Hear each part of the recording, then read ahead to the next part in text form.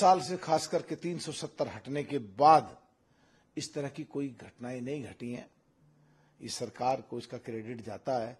पिछले दिनों जो चुनाव हुए, जो सो कॉल्ड इंडिया गठबंधन के लोगों ने पीओके पे मत जाओ, वहां परमाणु बम है, पाकिस्तान की बात करी, तो उन उग्रवादियों की थोड़ी सी हिम्मत बढ़ गई है इनके कहने की वजह से। ये सरकार, ये नेतृत्व ऐसा है कि देखना परिंदा पर भी मार जाए, और उनको ये सरकार ईंट का जवाब पत्थर से देगी, और उसकी हम निंदा करते हैं। और आने वाले समय में सबको इनकी औकात पता लग जाएगी जो इस तरह की घटनाओं के बारे में सोचते हैं। दूसरा सर, कल बहुत सेरेमनी हो गई है, विपक्ष कह रहा है कि ज्यादा दिन चल नहीं पाएगी। विपक्ष तो मुंगेरी लाल के हसीन सपने देखता ही रह जाएगा। ये ऐतिहासिक दिन था, ऐतिहासिक दौर था, जो आजादी के बाद दूसरी बार ऐसा हुआ है। पहले नेहरू जी के समय में हुआ और अब मोदी जी के समय में हुआ।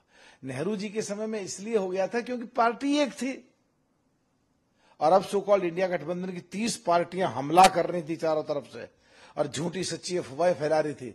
उसके बाद भी मोदी जी तीसरी बार जीत के आए। एक दौर एक ऐसा आया है, और इस देश में पहला कोई लीडर ऐसा है जो 3 बार लगातार मुख्यमंत्री और बैक टू बैक लगातार 3 बार प्रधानमंत्री की शपथ ली है।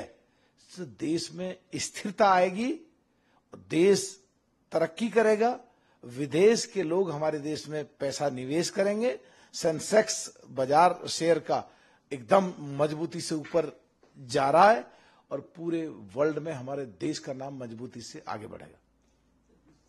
यूपी बिहार में जो जनादेश दिया है, इसको आप किससे क्या भागीदारी रहेगी इन दोनों देशों की? पता नहीं कैसा पूछते हैं, कैसा प्रश्न होता है, लेकिन एक बात पक्की है कि कांग्रेस की कभी पूरी की पूरी 100% आती थी और फिर 0 हो गई, उसको कोई नहीं पूछता।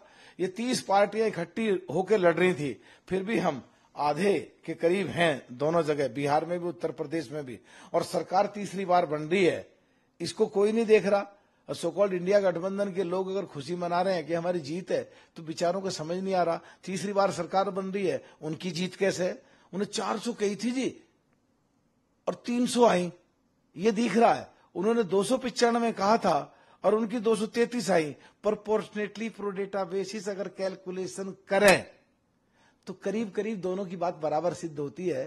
तो मैथमेटिक्स इतना कमजोर हो गया क्या सो कॉल्ड इंडिया गठबंधन का, जो ऐसी बातें कर रहे हैं, अभी भी गुमराह करना चाहते हैं देश को।